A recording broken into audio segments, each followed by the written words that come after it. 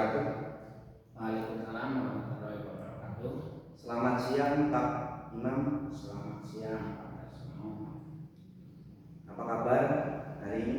Alhamdulillah sehat Pak. Alhamdulillah ya. Nah Pak Imam ya, 3 hari yang lalu saya sudah menyampaikan kepada Pak Imam kalau saya mendapatkan tugas untuk melakukan supervisi di kelas Bapak. Nah, untuk supervisi akademik ada 3 tahapan yang akan Pak Imam lalui ya. Yang pertama adalah tahapan pra-observasi. Yang kedua yaitu observasi, dan yang ketiga adalah tahapan pasca observasi.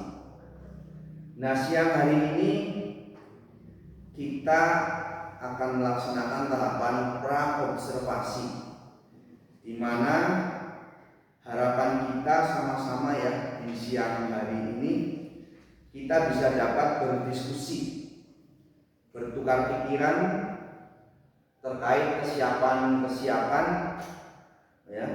Pak Imam tentunya untuk melaksanakan supervisi nanti, dan juga agar pelaksanaan supervisi Pak Imam nantinya bisa berjalan dengan lancar, tidak ada hambatan, serta Pak Imam dalam proses pembelajaran ya untuk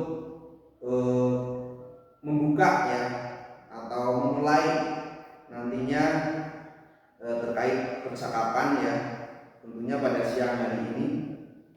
Kalau boleh saya tahu ya, apa nih harapan Pak Imam dari pertemuan siang hari ini?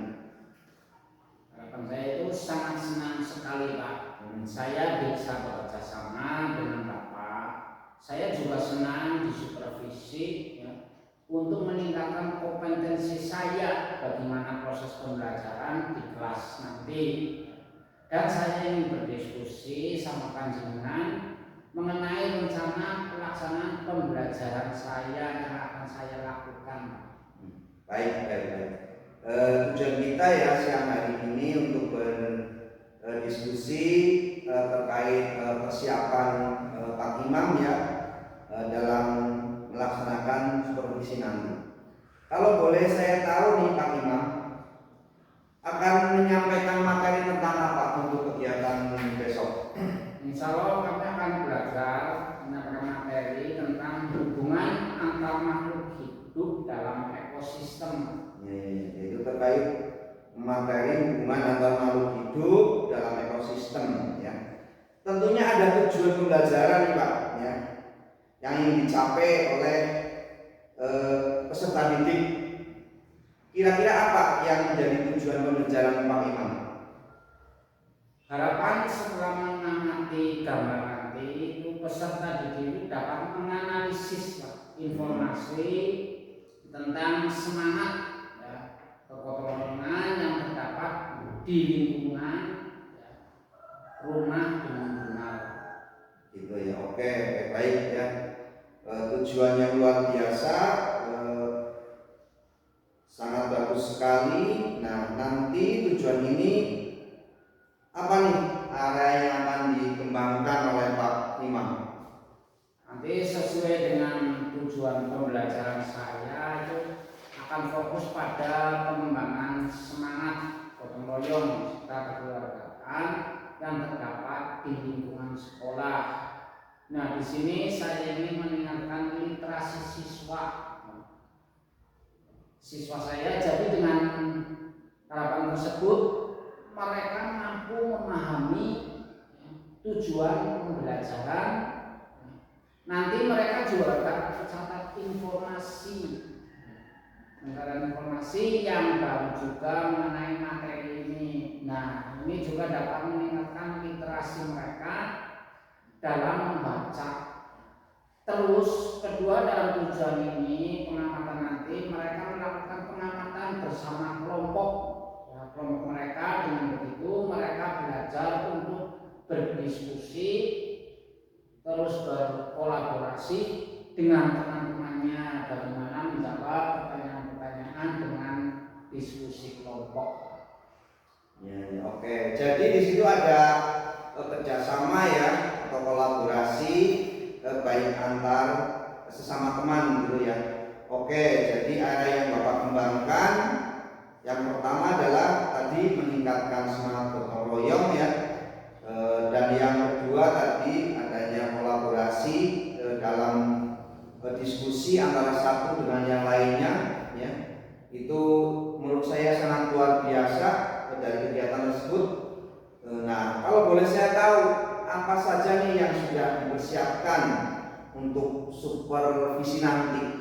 Pada rencana pelaksanaan pembelajaran ya, saya itu membuat RPP berdiferensi dan juga mencoba mencantumkan KSE dan budaya positifnya seperti yang Bapak beri bimbingan kemarin bagaimana untuk mencantumkan KSE ke dalam RPP saya. Selain RPP, saya juga menyusun LKPD yang saya buat di dalam ketiga kelompok. Nah, nanti berbeda-beda mereka mendapatkan LKPD-nya. Saya juga menyiapkan alat peraga yang akan menunjang pemahaman mereka tentang materi yang akan saya berikan. Saya juga menyiapkan asesmen penilaiannya. Bentuk asesmennya ada ketiga kelompok yang akan saya gunakan menilai mereka pada saat bekerja nanti dalam belajar. Oke ya, alhamdulillah. Nah, kalau boleh tahu nih strategi apa yang kira-kira Pak Imam lakukan ya atau gunakan di RPP ini untuk pembelajaran besok? Strategi pembelajaran yang saya lakukan itu pembelajaran berdiferensi, di mana berdasarkan asesmen awal yang saya lakukan ternyata siswa saya memiliki 3 gaya belajar yang berbeda. Siswa yang ada yang minatnya auditori, visual, kinestetik. Nah, untuk ketiga kelompok ini saya memberikan bentuk pembelajarannya itu berbeda-beda. Misalnya kalau secara visual mereka akan belajar membaca atau literasi dan mengamati lewat gambar-gambarnya. Setelah itu kelompok auditori ini saya memberikan video pembelajaran. Jadi mereka mengamati hubungan antara makhluk hidup dalam ekosistem. Saya juga menyiapkan alat peraga yang akan menunjang pemahaman mereka tentang materi yang akan saya berikan. Saya sudah menyiapkan asesmen penilaiannya. Bentuk asesmennya ada ketiga kelompok yang akan saya gunakan menilai mereka pada saat bekerja nanti, Pak. Oke, baik ya. Jadi Pak Imam sudah menggunakan pembelajaran berdiferensiasi ya, dengan gaya belajar siswa yang tentunya berbeda-beda, sangat luar biasa ya. Rasanya sudah tidak sabar ingin melihat pembelajaran Pak Imam nanti. Nah, setelah saya mendengar nih persiapan-persiapan dari Pak Imam ya, strategi yang Pak Imam sampaikan sampai alat peraga untuk pembelajaran berdiferensiasi ini ya, tentunya ya. Jadi kapan nih Pak Imam akan laksanakan proses pembelajaran tersebut? Dari rencana pembelajaran yang sudah saya buat ini, Pak, ya.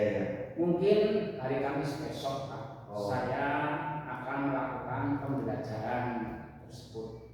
Oke, nah jadi besok ya, insya Allah saya akan datang ke kelas Pak Imam untuk melakukan supervisi kelas tentunya. Saya akan melihat hal-hal apa saja yang terjadi di dalam kelas tersebut. Seperti itu Pak Imam.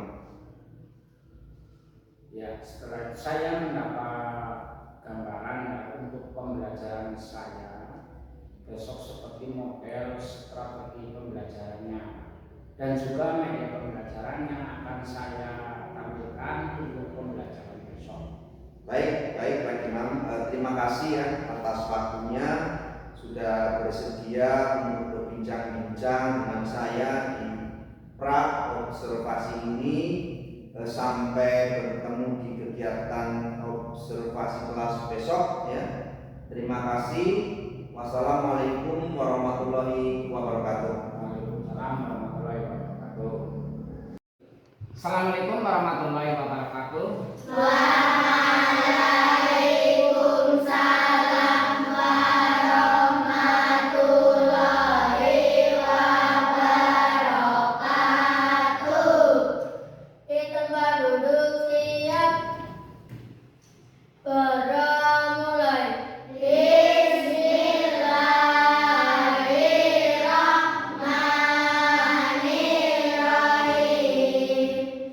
Rabbi sholli sholli wa yassir li amri wahlul 'uqdatam min lisani yafqahu qawli. Raditu billahi rabban wa bil islami dinan wa bil qur'ani imaman wa bil muhammadin nabiyyan wa rasulan. Rabbi zidni ilman warzuqni fahman. Amin. Anak-anak, sebelum kita mulai pembelajaran, ya, adakah laki-laki yang belum sarapan? Sudah sarapan semua? Sudah. Oh, semangat pagi. Pagi, pagi, pagi. Semangat pagi. Ya, untuk mengawali pembelajaran, kita absen dulu hari ini. Siapa yang tidak masuk? Masuk semua. Masuk semua. Ya, harus sudah siap mengikuti pelajaran hari ini. Siap. Kita mulai dengan tepuk semangat. Semangat. Semangat. Ya, terima kasih. Pada pagi hari ini kita akan belajar tentang sebelum kita mulai pembelajaran semuanya berdiri semua ya. Semuanya berdiri, mari kita menyanyikan lagu Satu Nusa Satu Bangsa untuk menumbuhkan rasa nasionalis kita ya kepada bangsa Indonesia ya. Kita bernyanyi bersama-sama.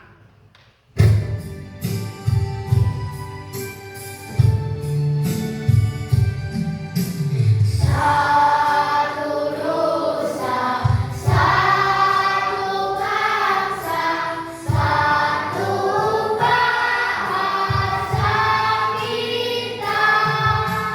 Tanah air pasti jaya untuk selama-lamanya. Indonesia pusaka, Indonesia tercinta. Nusa bangsa dan bahasa kita bela bersama. Ya, terima kasih. Boleh duduk kembali.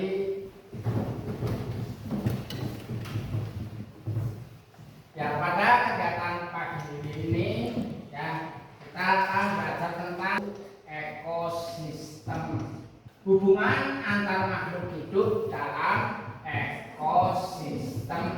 Setelah mengamati gambar, ya, siswa dapat mengembangkan informasi tentang hubungan antara komponen ekosistem dengan benar. Melalui penugasan, siswa dapat membuat pamflet tentang simbiosis dengan benar. Perhatikan ya anak-anak, ini tentang gambar ekosistem darat berikut ini. Ada apa ini? Bioma, gugur, hujan, tropis, ada bioma, gurun, bukit, padang, rumput. Bioma hutan gugur, perhatikan. Contoh bioma hutan gugur adalah hutan gugur beriklim sedang, ya, dataran di Cina Timur Laut, ya, Taman Nasional Pegunungan Great Smog, itu dalam Inggris. Bioma hutan gugur itu sendiri bioma yang didominasi oleh tumbuhan berdaun lebar yang menggugurkan daunnya secara musiman. Bioma ini ditemukan di daerah dengan iklim sedang seperti mana? Amerika Serikat bagian timur, ujung selatan benua Amerika, kepulauan Inggris, Australia. Ya. Beberapa contoh pohon yang terdapat di bioma hutan gugur itu pohon oak, pohon basswood, ya. Ada pohon maple.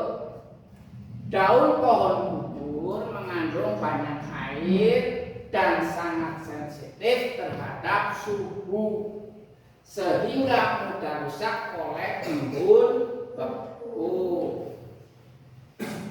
Berikutnya hutan hujan tropis. Contoh hutan hujan tropis di dunia, ya, ada hutan hujan Amazon. Hutan hujan tropis terbesar di dunia.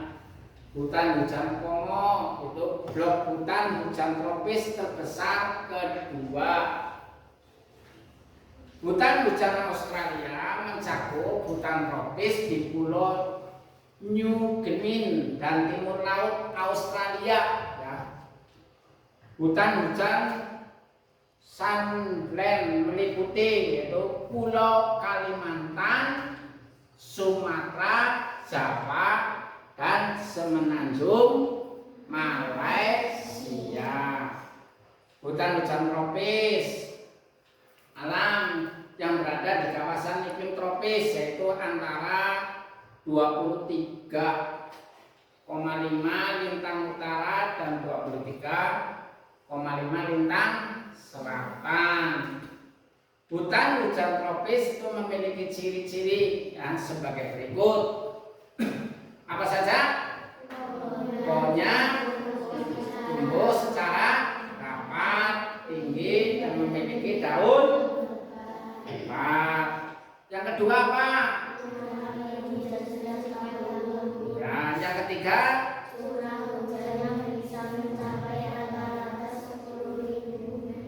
milimeter per tahun. Ya.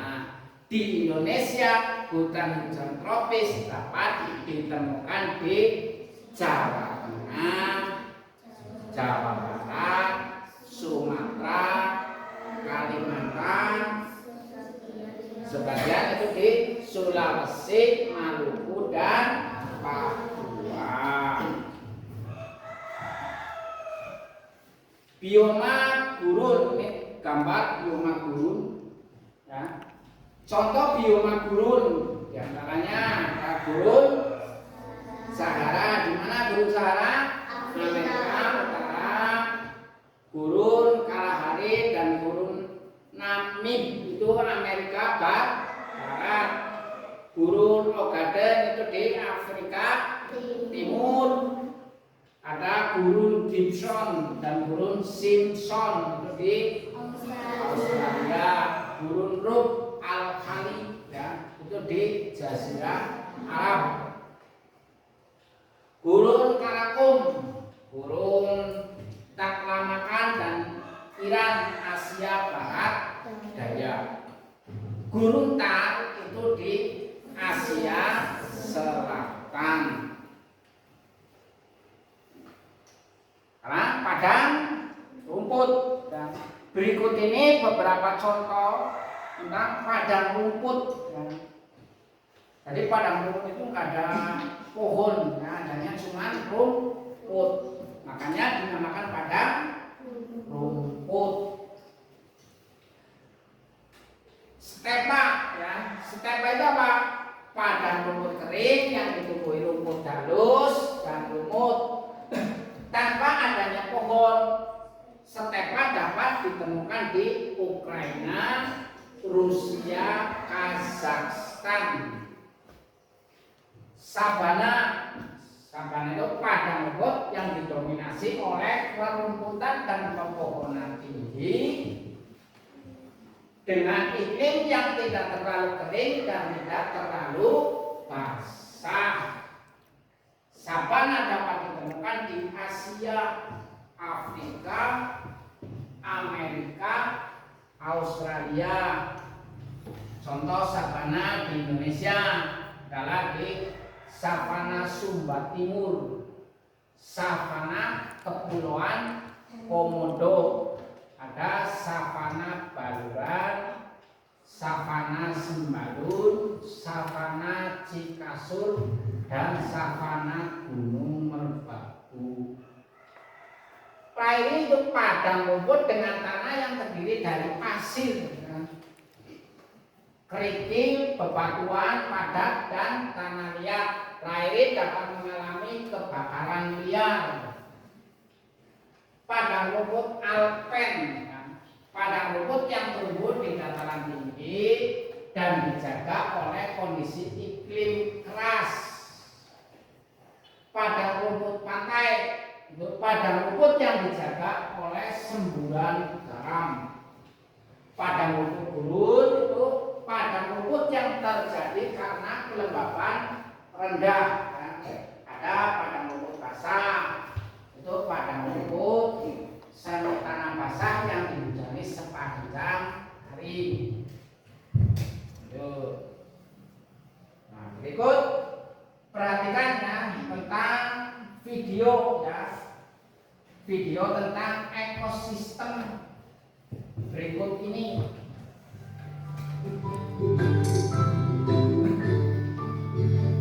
Simbiosis dan jenis-jenisnya.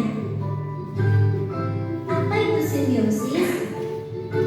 Simbiosis merupakan hubungan dua makhluk yang berbeda dan sangat erat kaitannya. Lalu, apa saja ya jenis-jenisnya? Simbiosis mutualisme merupakan hubungan antara dua makhluk hidup yang saling menguntungkan. Contohnya, burung jalak dan kerbau. Kerbau mendapatkan keuntungan karena kutunya berkurang dan burung jalak mendapatkan makanan.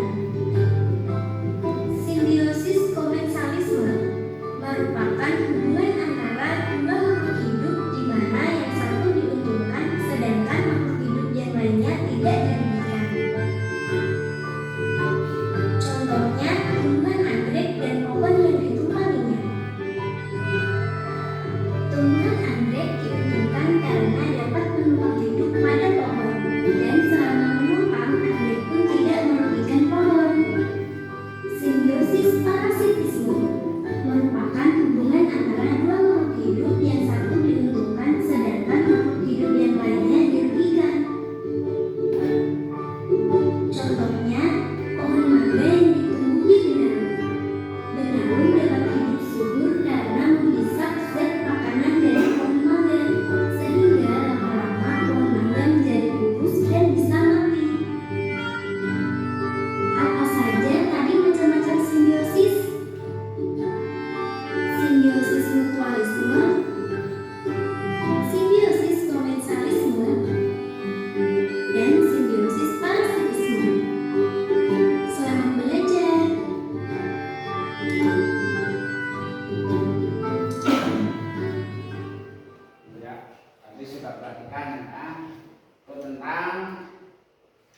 simbiosis ya. Tadi ada berapa simbiosis? Tadi ada 3, yaitu mutualisme, komensalisme, parasitisme. Dimana mutualisme itu hubungan antara dua makhluk hidup yang saling menguntungkan. Ya, contohnya apa? Lebah dan bunga. Jadi lebah mendapatkan makanan, sedang bunga terbantu proses penyerbukannya. Komensalisme itu hubungan antara dua makhluk hidup yang satu diuntungkan dan yang satu itu tidak dirugikan. Itu komensalisme. Contoh hiu dan remora. Ikan remora akan terlindungi dari pemangsa, sementara hiu tidak dirugikan. Parasitisme itu hubungan antara dua makhluk hidup yang satu diuntungkan dan yang satu dirugikan. Contoh Rafflesia dan inangnya. Rafflesia mendapatkan makanan dari inangnya, sementara tumbuhan inang dirugikan. Nah, setelah tadi kalian mempelajari baik dalam video maupun pemaparan, tentunya kalian sudah paham ya. Untuk itu coba kalian membentuk kelompok, ya, membentuk kelompok. Paham? Ya, membentuk kelompok itu, membentuk kelompok.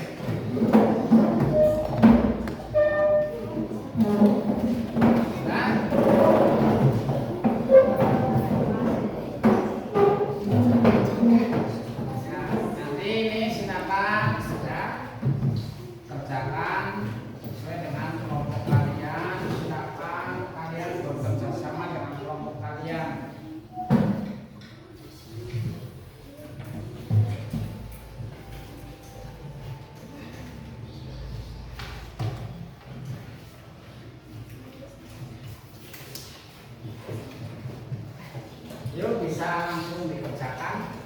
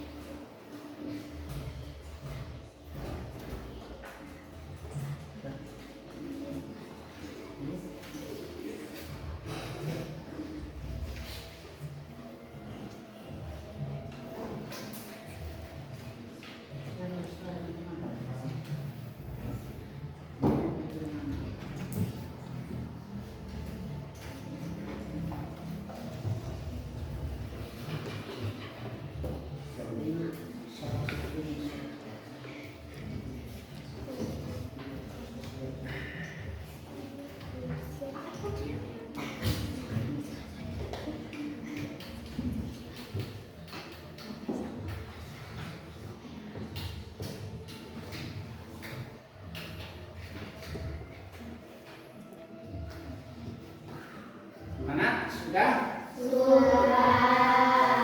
sudah, coba siapa yang mau memaparkan hasil kerja kelompok kalian di depan? Cuk.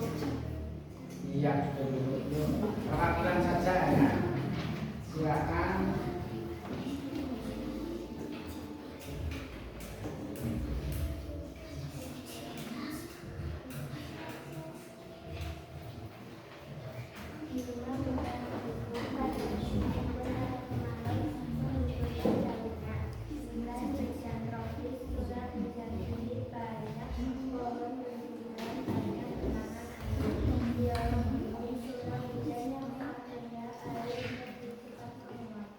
Iya, kasih aplaus tepuk tangan.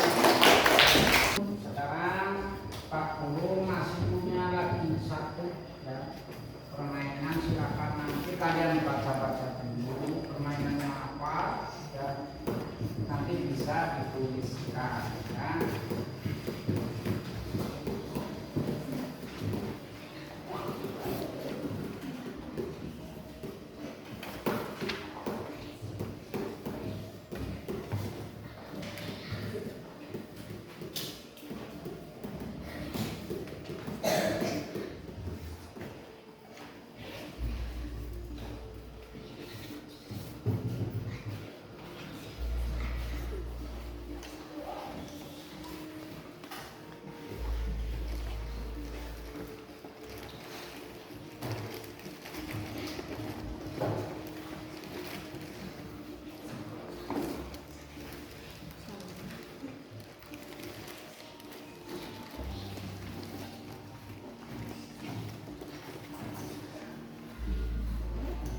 Ya bisa dibaca-baca dulu nanti.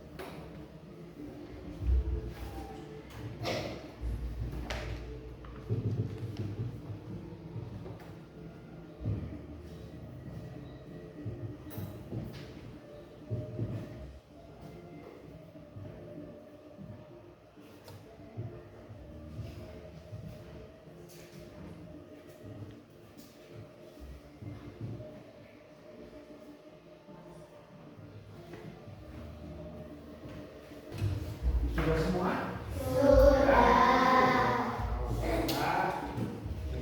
Bisa koreksi ya.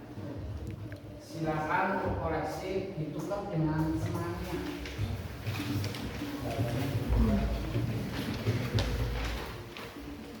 Nanti yang salah dikorek ya.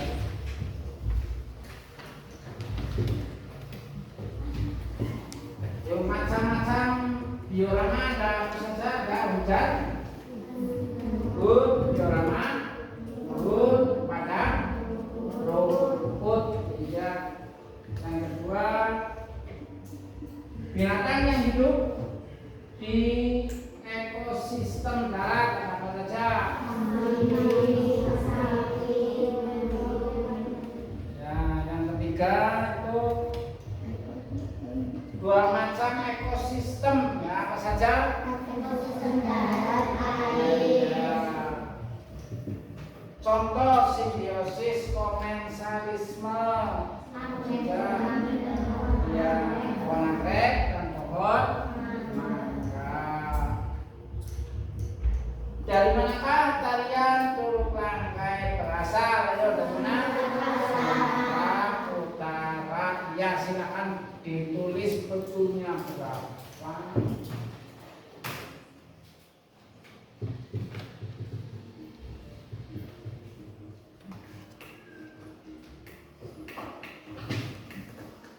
Sudah ya, ditukar lagi teman-temannya.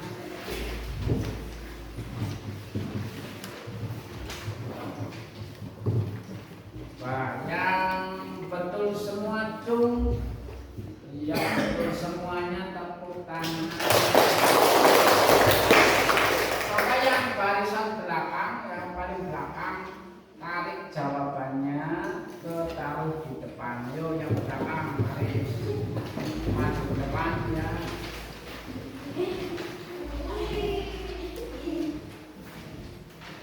Taruh di sini. Ya, kita lanjut ya. Tadi sudah mengerjakan dan betul semua ya. Ya, tapi sebelum kita mengakhiri pembelajaran pada ini ya, marilah kita bernyanyi bersama-sama ya tentang lagu Suwe Ora Jamu ya, kita nyanyi bersama-sama.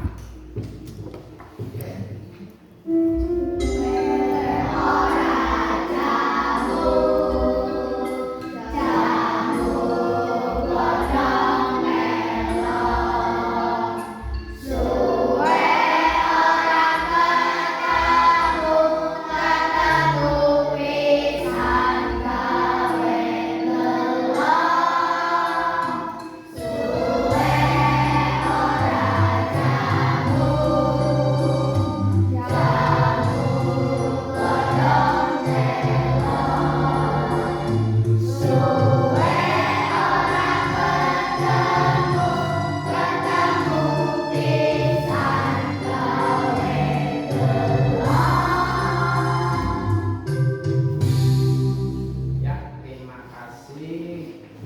Demikian untuk pembelajaran pada pagi hari ini ya. Silakan kalian istirahat terlebih dahulu, nanti dilanjutkan pembelajaran berikutnya setelah istirahat ya.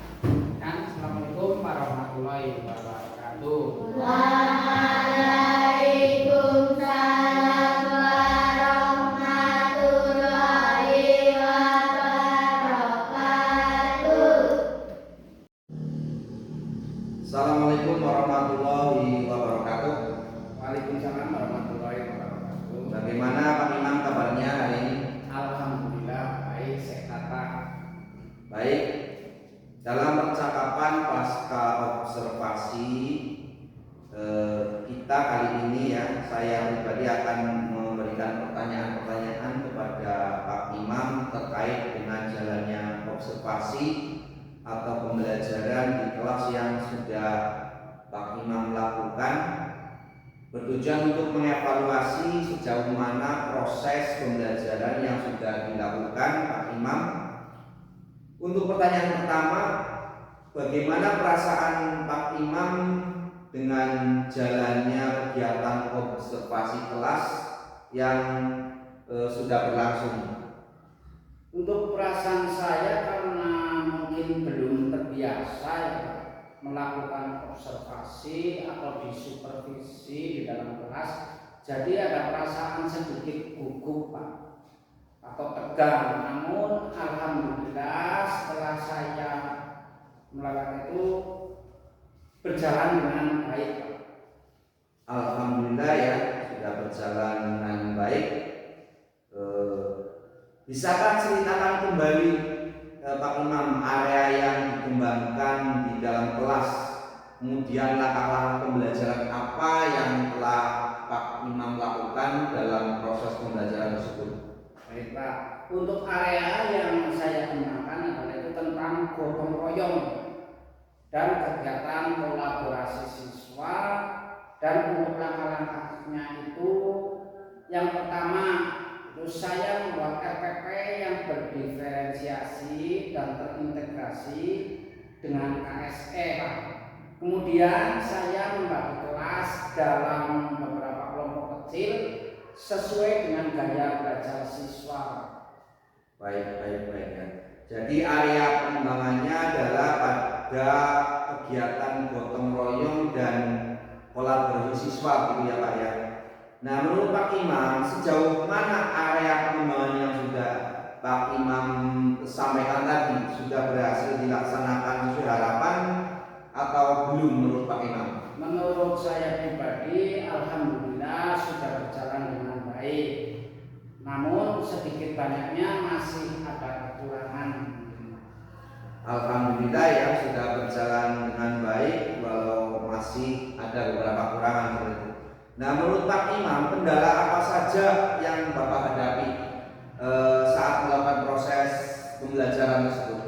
Kendala yang saya hadapi itu masih ada siswa itu Pak yang kurang aktif dalam pembelajaran. Oh iya. Mengapa hal itu bisa terjadi? Mungkin anak kurang aktif, ya Pak. Itu alasannya saya tanya ke siswa, itu ternyata dia belum sarapan, hingga mengganggu konsentrasi belajarnya. Dan manajemen waktu juga sangat sulit bagi saya karena tidak terasa sudah masuk waktu istirahat, padahal pembelajaran belum selesai karena siswa mengerjakan tugas terlalu lama waktunya itu Pak. Nah dengan adanya kendala-kendala tersebut ya Pak Imam ya, solusi apa yang tepat menurut Pak Imam yang ya Pak dalam menangani masalah tersebut? Mungkin kalau dalam masalah anak belum sarapan sebelum berangkat sekolah, saya akan mencoba untuk menyampaikan kepada mereka pentingnya sarapan setiap pagi, dan sebelum pulang sekolah saya mengingatkan kepada siswa untuk besok harus sarapan terlebih dahulu sebelum berangkat ke sekolah agar bisa konsentrasi dalam belajar. Nah, untuk manajemen waktu itu mungkin saya akan menentukan durasi pada setiap kegiatan yang disepakati bersama dengan siswa agar lebih efektif dalam manajemen waktu. Baik. Jadi Pak Imam akan mengingatkan kepada siswa gitu ya untuk pentingnya sarapan sebelum berangkat ke sekolah dan menyepakati durasi waktu dalam pengerjaan tugas bersama siswa ya Pak ya. Baik, semoga dapat terrealisasi ya dan dapat melaksanakan pembelajaran dengan baik sesuai dengan apa yang Bapak harapkan. Jadi kalau boleh tahu ya, kapan Bapak akan lakukan rencana yang Bapak rencanakan tadi? Ya Pak, mungkin lebih cepat tentunya akan lebih baik. Insya Allah besok di hari pembelajaran saya akan menyampaikan dan mengingatkan kembali akan pentingnya sarapan pagi, dan setiap harinya akan berupaya manajemen waktu dengan baik. Oke, baik sekali ya Pak Imam ya. Nah jadi terima kasih atas jawaban-jawabannya. Semoga semua rencana Pak Imam dapat terrealisasi baik sesuai harapan. Ya, terima kasih Kang telah diberi kesempatan untuk disupervisi dalam kegiatan pembelajaran ini. Tentunya saya banyak mendapatkan pengetahuan dan kegiatan ini. Baik. Sekali lagi saya ucapkan terima kasih ya dengan kegiatan pasca observasi kita hari ini. Akhirnya rangkaian kegiatan supervisi akademik sudah selesai ya, dari mulai percakapan pra-observasi, kegiatan observasi, dan yang terakhir yaitu pasca observasi. Saya ucapkan terima kasih sekali lagi ya yang sebanyak-banyaknya kepada Pak Imam atas kegiatan tersebut. Saya akhiri Pak Imam. Wassalamualaikum warahmatullahi